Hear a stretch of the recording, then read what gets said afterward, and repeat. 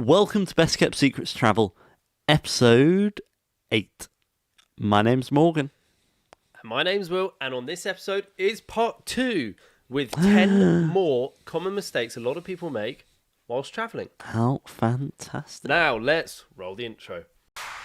Best friends, and that's for life. Who stay traveling? I'm talking worldwide, 65 countries between the two. Every moment is so unbelievable. Sharing the best kept secrets about the trips and mistakes they made that they can't forget. So tell me if you're ready for a time to remember as they gear up for the next adventure. Yeah. Woo! Best kept secrets travel.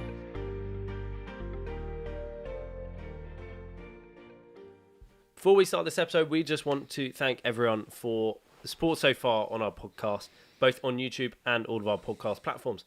And to help us even more, if you do send this podcast to family, friend, or enemies, then you can help us grow. Please like, subscribe, ring that notification bell on all those platforms, and leave us reviews and comments. And any questions you have, leave them in the comments below, or And I'll send them to Will and he'll respond to them. Yes, I will. I'll respond to them all.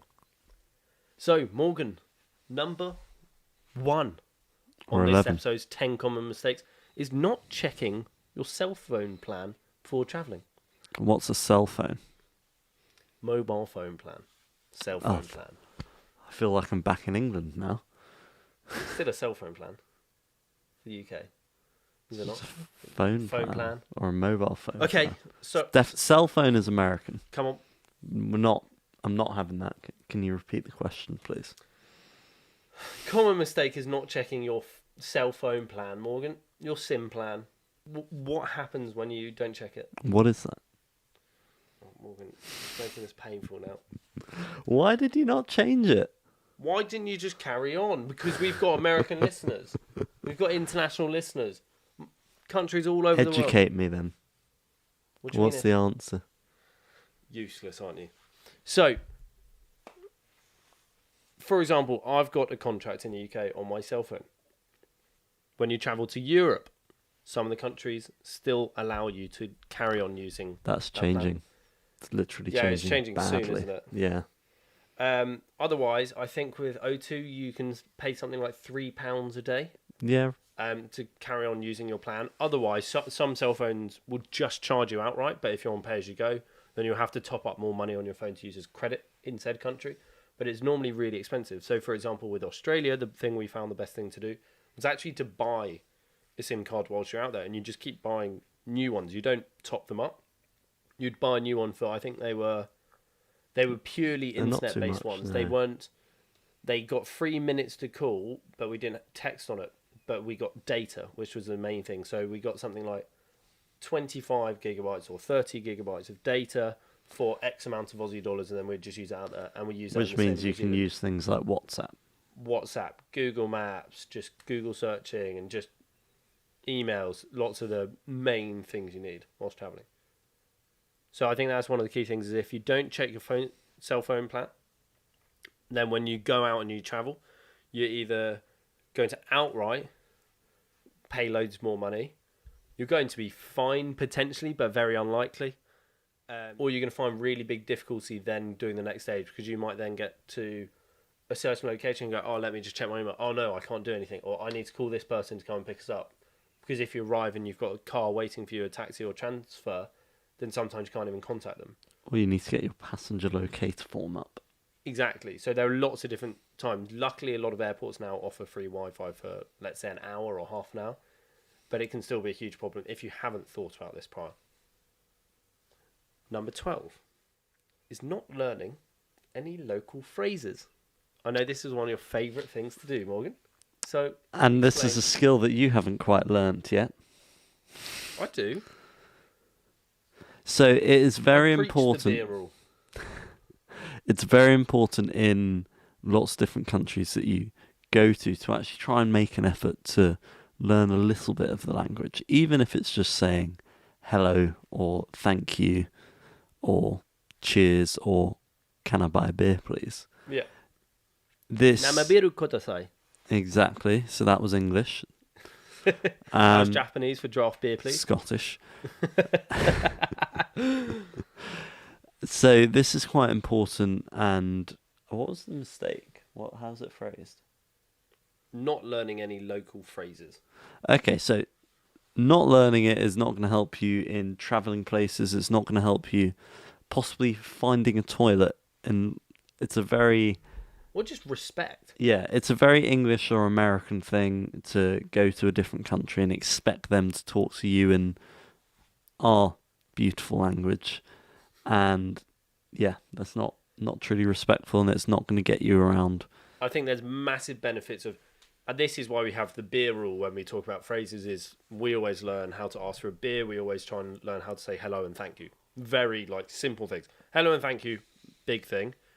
And then also asking for a beer. If we sit down in a restaurant or a bar and we just show that we're trying to learn, and then we go, oh, we don't really know this, instantaneously you've got their engagement, because you're saying, actually, I've tried to learn this, but I'm quite limited so far because we're new. And we've had massive interactions with locals because of this. Because they say, oh, no, look, they're trying. That's why I learned Namabiru Kodasai. And we've learned, you taught me how to say, what was it, una cerveza, por favor? Sí. And then una más for another one. Una más. Dos más. Dos más. Just for me. What do you want? Is you just get that instant connection of, a lot of cultures love it when they see you trying to learn the language and not just trying to be a typical Westerner going, no, you speak English or you're not getting my business. I think that's awful. Yeah, and another word that I think is really important to learn is you don't even have to learn the words around it because people understand what you're saying. It's just the word for toilet or bathroom. Yeah. That's quite important. That does help. Yeah. A lot of countries, if you say loo or toilet, then it's normally quite similar, but yeah, I get what you mean of just making sure you end up in the right place. Yeah. Number 3 on this episode's 10 common mistakes is neglecting to organise your trip details. So getting more specific in terms of, it's always fun to have spontaneity on the trip. I agree with that. But sometimes there are specific details on certain holidays you need nailed down. Otherwise it can go a bit nuts. I think sometimes people book a one-way flight just assuming they can definitely come back, but they haven't actually checked the return flights. Because some countries only do X amount of flights a week on certain days. Mm-hmm. And then some people go, oh, look, there's a flight on Friday. I'll fly there and then I'll book my flight on the weekend to come back. And then you go, no, I can't fly back on Sunday. I'm on it. I've got to wait till Wednesday. I think the other way this is important is, say you've got a few days to spend in Cusco and you want to go to Machu Picchu. Yeah. It can be risky to fly all the way out there and not have your trip to Machu Picchu booked. Yeah. We actually know that it is possible and quite easy to book it when you are there. We did that, didn't we?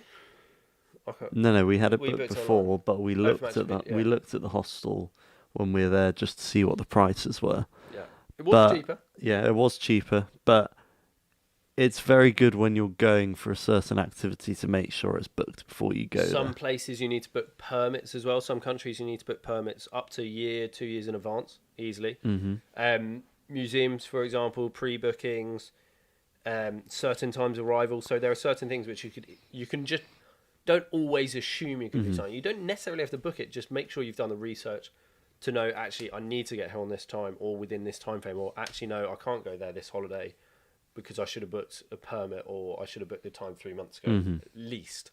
So just I think assumptions is key. Don't make big assumptions on quite significant things. If you go to a country just to go try to see Machu Picchu, you can't actually get a slot to go up, you can't get a permit, or you can't get a tour, you're going to ruin your holiday by making a big assumption. I agree. Number 4 on this episode's 10 common mistakes to make is not understanding the local culture before your trip. Oh, now this is quite important, and we've mentioned this quite a few times before, because, for example, in some places in the Middle East, and I've been in Abu Dhabi, in a mosque, and we were taking photos, which is it was allowed. But I stood next to my mother, and I put my arm on my mother, and then we suddenly had loads of people coming around us and telling us off and telling us that I'm not allowed to go touch that woman because it's not allowed. Yeah, and that's on us for not understanding the culture and understanding what's acceptable in that place. And this comes a lot with lots of religious places and historical places where you have to dress appropriately. I think So from not that showing perspective your as well, knees. and also culturally, if you're looking at laws as well, Mm-hmm. which does intertwine with religion. So, like going to Dubai, for example, has become more westernized, but you could still get in a lot of trouble, for example, being very drunk on the streets. Yeah, You get a drunk in lot in public. trouble. Drinking in public's a no, even in Dubai. And we shouldn't assume just because we do it in our country that you can do it there. So, for example, Singapore, chewing gum can end you up in, what was it I got down, is 100,000 Singapore dollar fine is what you can do for chewing gum. Nice. And other ones is, for example, you with your drones is one rule here and the license here, but in other countries they're actually just outright illegal. If you go to Rwanda and you've got a plastic bag, that's breaking the law. Plastic bags are illegal. If you go to Caribbean islands or Barbados, camouflage. Does that mean a dry bag's illegal? No, we're talking about like supermarket bag. disposable-ish plastic bag. Barbados and Caribbean, any camouflage pattern on a civilian is illegal. So if you go with a backpack with camouflage on it or leggings with camouflage, you're quite severely breaking the law there. So there are lots of things which sounds really silly, but you should look up and just don't assume because it's one way in your country, it should be, or is that way in another, because that's just being very culturally ignorant. Mm-hmm. So number 5. It's a polite way of saying that. Yes. Napping when you arrive. This intertwines with a point in our last episode about not understanding time zones.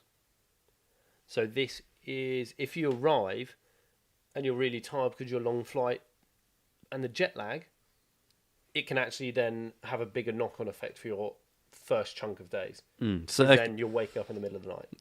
So this is another jet lag one, and this is just poor planning and not thinking ahead when you know that you're going to be moving time zones quite a lot. It's trying to work out a way to win against jet lag, which is reasonably there are ways to help doable. with it as well.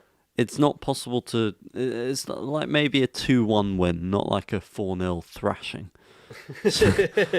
So you can get like little wins, and you can make it easier by staying awake for a longer period just to get your body in the right time zone. So as Will said, you're not waking up at 3 in the. Well, you're not wide awake at 11 p.m. and you're fast asleep in the middle of the day, which we reasonably successfully did. I felt. I don't think jet lag sort of stopped us doing anything per se. No, we've done pretty well. We've done pretty well. You sleep wherever. Like if we arrive somewhere, you can get a nap on a taxi, which is all right. But there are ways to help with jet lag. Mm-hmm. Don't go with your gut. Go with the local, typical breakfast, lunch, and dinner food times. Well, Don't suddenly think I'm really hungry and it's a weird time. If you spend more time outside, so you've got the natural light and you've got the sun, even if it's not that sunny, but you're just outside, your body will acclimatise quicker based on nature. Really big one. And just power through it, to be honest. For that first Keep day, that's the most hydrated important. as well. And try and stay awake until that proper evening, because drink enough fluids. But actually, when it's bedtime in that country you're in, go to bed. Mm-hmm. As hard as it is, just really try and force yourself to go to bed.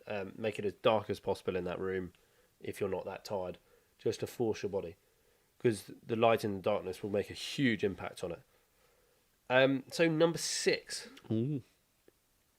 Oh dear. I don't like that look already. Don't live on social media during your holiday. But there are many reasons to this. And I'm going to throw out a few, and I want you then to follow up. Okay. Social media is going to be there when you return. That is You'll correct. no longer be there, enjoying the moment, enjoying the experience. Mm-hmm. The smells, the sounds, the taste of your holiday. Oversharing on social media can also show that you're away from home, which could also potentially lead to your house being burgled. if you've got an open social media profile, and there are people out there who will go to the extent of finding your social media, they could even use that as a basis to burgle you, which is a very big weird thing. But just unless you're trying to be an influencer or you are an influencer, then why have a public Instagram account? Yeah, always have your Instagram private. Another thing, influencers do this to start with, but another thing that I tend to do is, partly because I'm busy and I don't have the time when I'm traveling, is my Instagrams, I try and still make it chronological, but they're not the day that they actually happen, because I'm staying in the moment, I'm enjoying my time there. I still want to take the photos and post them on Instagram because I want to keep the memories and I want to keep them roughly in order. But I don't post them. I post them when I'm back home half the time, or at least a few days late if it's a long trip, so people don't know exactly where you are. Yeah, you sometimes post a month after, and then I get messages from people like, "Oh, is Morgan still away?" No, he's not. Yeah, that's always fun. I think number 7 is one you'll enjoy talking about now, Morgan. Is a common Food. mistake. Sweet. A mistake is staying on the beaten path. I've lost the beaten path and I'm trying to come back to it. I think quite often if you stay on the beaten path, you do need to do things on the beaten path. You need to see all the popular attractions, but I often think the best experiences are when you step away from the touristy places, when you step away from the beaten path. Like, not many people know that Moldova has 2 largest wine cellars in the world, and they have these fantastic sparkling wines. They do sparkling red, and you can get this amazing wine experience there, and it's the least visited country in Europe. Yet there are so many cool things to do there. But then again, you have places like Prague, which is very popular, very touristy. But at the same time, I would never say don't go there. And what's your top tip to get off the beaten path? To go and see those things which aren't so typically touristy, aren't bogged down by a number of people, where you can enjoy it more isolated. Even if they are touristy, there is a way to find an authentic experience. So, for example, so the answer is speak to locals. Speak to local people. In Finland, a very touristy thing to do is go to one of the saunas. You have your Finnish friend. Yeah, Manu. And shout out to Manu. And Manu recommended a specific authentic sauna, Sompa sauna, in Finland, which was one of the most authentic, craziest experiences I've had. And it was so cool. But it was so different to any touristy experience that you'll get in Finland.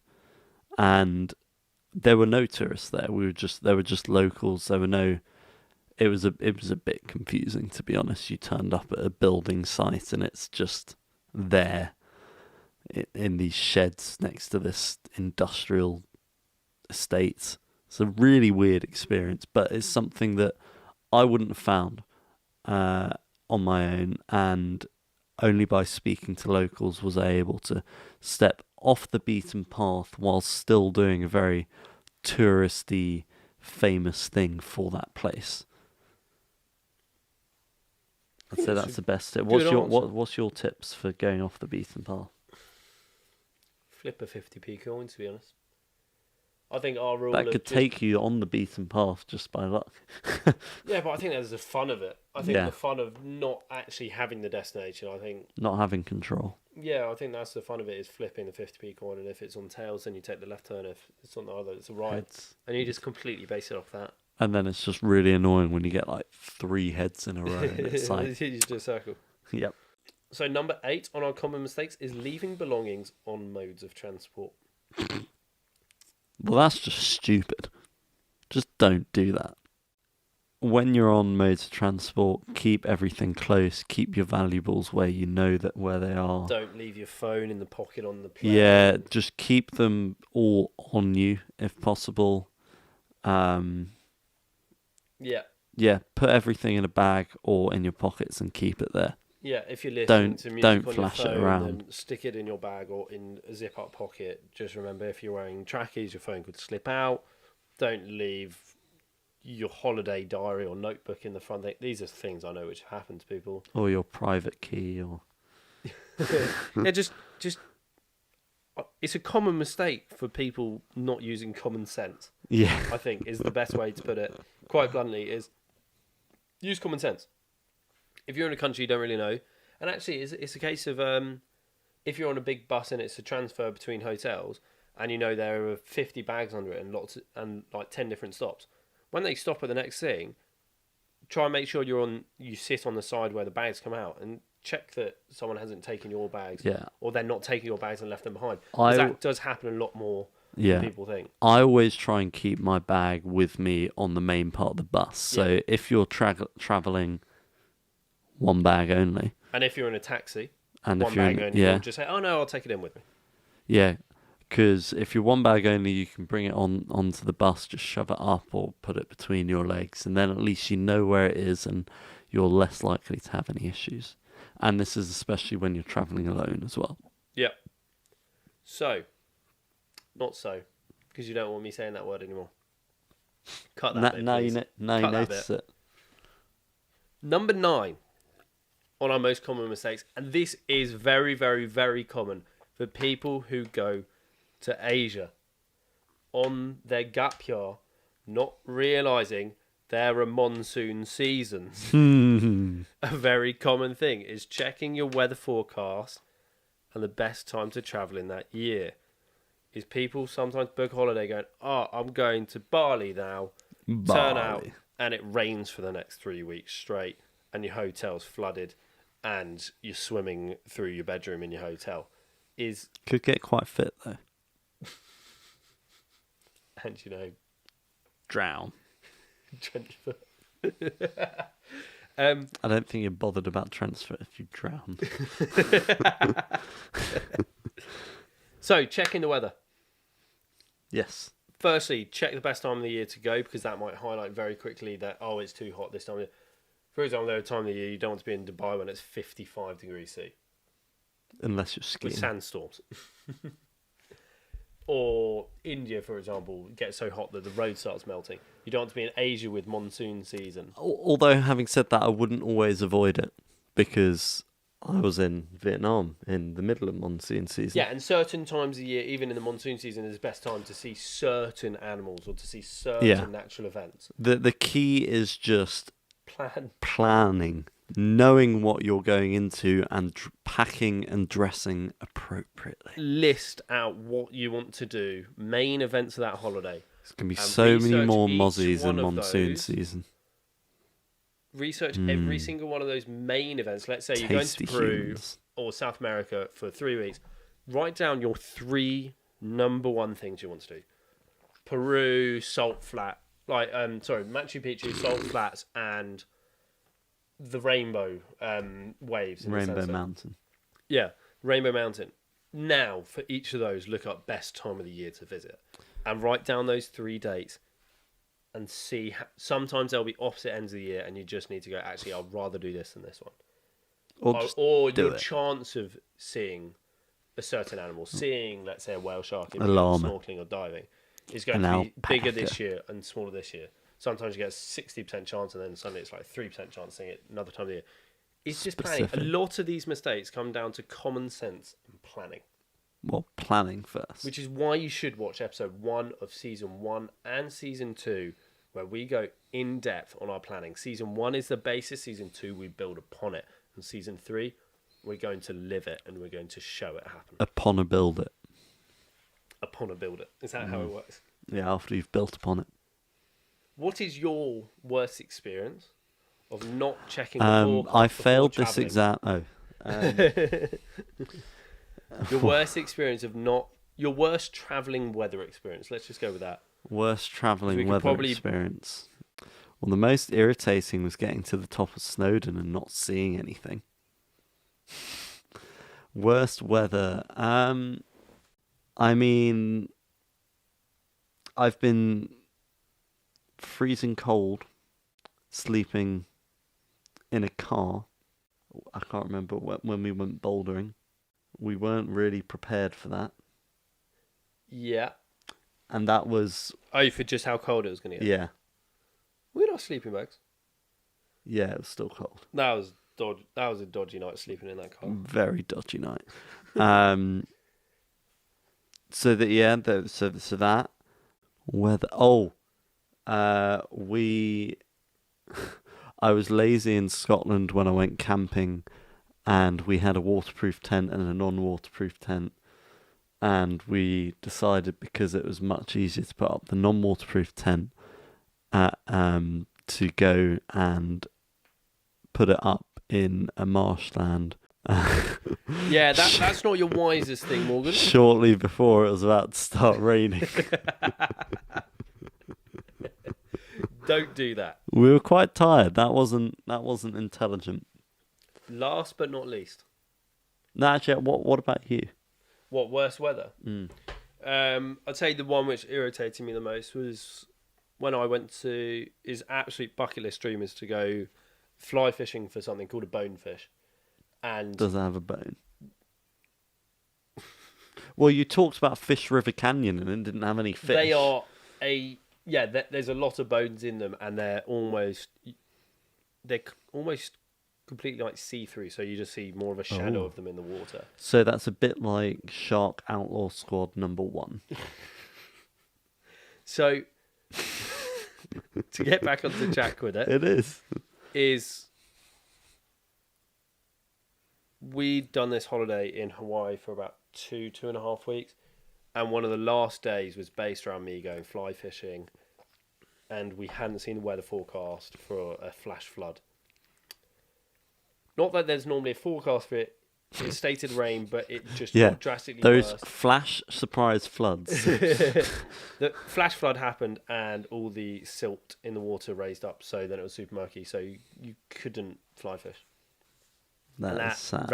That I could see that being quite disappointing. It's an absolute dream. One of the best places in the world to go and do it, and I couldn't do it. That genuinely upset me. What? Last but not least, though, is point number 20, and I'm intrigued to see if this is ever. I'm not sure if you've noticed this, but we've done point 1, Not number 20, number 10. point 1, point 12, point 3, 4, 5, 6, 7, 8, 9, point 20. Point number 10, which Or is 20. our 20th one for part 1 and 2 combined of the common mistakes to make whilst travelling for our beginners, intermediates, and experienced travellers out there. I.e. travellers just And I want with to know less if words. you have an experience of this going well for you, going badly for you, or a story about someone you know where it's happened. It's Yeah. not reading the travel insurance properly. Policy mistake. Oh, policy mistakes. I know. I have been very fortunate so far in that, off the top of my head, I cannot think of a time where I have had any issues with not reading You the have. policy. No. What about benefit of? Have you ever had to use it personally? No. Or a friend, close friend, family friend? I've been pretty fortunate that I don't think I've, touch wood, had any claim issues What so about far. someone? Yeah, but have you ever had to make a claim on insurance or use insurance for using you in hospital or anything? You haven't been in hospital travel? As a kid, I was. A surfboard flipped over in a pool and sliced my eye open. That's not great. Got stitches in France. Was in and out of hospital in 45 minutes. It was ridiculously quick. That's insane. But I was about 10 or 11, so I have no idea Yeah. what What the situation as was. an adult? Do you have any friends who've had to use travel insurance? I have We friends. almost did in Bolivia. When the civil war started breaking out in, well, the miniature sort of civil unrest in La Paz, I checked through my... Yeah, we looked at our insurance to check that Yeah. we could still go, and then decided that, yeah. And I think mine It even does covered cover. me plus one friend I was travelling with. Yeah. So that's just a random on the street. And that that needs help. did cover civil unrest. But that was us checking in case we had to Is cancel that just flights in and case stuff. people don't sleep? What do you mean? They're not resting. You're an idiot. Sometimes in my jokes, I'm really hoping that I don't have to explain them. I'm hoping that you're there. Yeah, I was hoping you weren't going down that route. I think that was my mindset. Well, you're wrong. So no experience. No, what about you? Skiing a lot of the time, and I've explained Yeah, that's a very in common a one. previous Yeah. episode, is if you have a ski pass, always opt for the insurance on it. It's normally really, really cheap. And I think just to get a helicopter off the side of a mountain, which if it's a big enough accident, or what people would call a skidoo, which is a snowmobile, normally in France that'll cost anywhere between 5,000 and 15,000 euros. Is that all the insurance you need to go skiing? Would you say the So ski pass? with my travel insurance, I make sure it covers me for high mountain, off-piste, and glacial skiing. Would a ski pass that goes up to a high mountain count? Ski pass insurance will normally only cover you for the slopes because that's what been groomed For the piste, for the piece. Sorry, Yeah. for the piece itself, because that's what been maintained. which is the actual. By- If you don't ski, that's the actual runs that have This- flags down and the side. they've been like snow plowed, which is called groomed when it's in skiing, by a big snow machine. Sounds dodgy for people who don't know what that is, but it's been plowed so flattened and smoothed out by these big machines. Whereas if you're skiing off that on something called off piste, because it's off the piste, Logical. where it's not maintained, then your insurance won't normally cover that unless you take out specific travel insurance, which I do when I'm skiing. Otherwise, I won't ever be covered by insurance. And that's what happened with Michael Schumacher, was they thought that he hit something on the piece, and then they looked back at the GoPro, which went through his ski helmet, and it showed that he was literally only about 3 meters off piste. Oh wow. And that was the big problem, and that's when it suddenly became nothing against the actual mountain, but against him and his, I think he might have been with the guide. And having proper insurance on your pass, if you have to be taken off by a helicopter, huge one, because then you just hand the ski pass directly to them, and that takes care of something like 1 to 5 million euros worth of medical bills. So if you had a really bad accident, so Reasonable amount, I think, you I'm tore worth all that. the ligaments in both your legs and you need surgery and everything, it'll cover all of that. That's what happened to Mum. My mum, she had to get snowmobiled off after tearing all the ligaments in her legs. And it's surprisingly common that people don't take out insurance, and suddenly they get €5,000 bill for being taken off the mountain and 4,000 in hospital. And especially when it's an active sport like skiing, that Which is makes common. even more important to actually make sure to look up the terms and conditions of your insurance and actually see what it covers. And if you're taking out travel insurance and you're going the likes of skiing or you're going hiking, Or on a there will cruise. always be limitations on altitude as well. So Yeah, cruise, you're not going to have I use altitude. one I didn't called know where that Snowcard, point which was is going. so Snowcard is quite expensive, but they cover extreme sports. So I remember I took it out one year. They've now removed it. I even took out alligator wrestling. What? Why would I go that? It wouldn't cover me for skydiving. It'd cover me for alligator wrestling. Where can I do that? It no longer covers you for it. I checked it last time I took it out, but I don't know Oh, why. was that it why used you were going to take it out? to. Oh yeah, just go alligator wrestling, just in Yeah. case I had to wrestle. Oh, they have that. Cayman I'm pretty. in Yeah, I'm Bolivia. pretty sure that they have that down in Kent somewhere. Obviously. Obviously.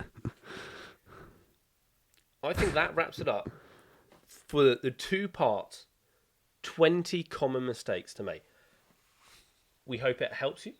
If you've got any really funny stories, please message us on our Instagram, the BKS Travel, or drop a comment below on our YouTube channels, on one of our YouTube channels, either BKS Clips or the BKS Travel. Yes, and we also have our TikTok, which is Best Kept Secrets Travel. And if you have any other common travel mistakes or just funny stories about some of the mistakes that we've spoken about today, we'd love to hear from you. And we will read them out in a future episode and give our opinion or just laugh at you if it's a really funny mistake. We won't laugh at you, we'll help you and support you I and will bring you laugh. back up. I will laugh at you. And I'll leave you down there.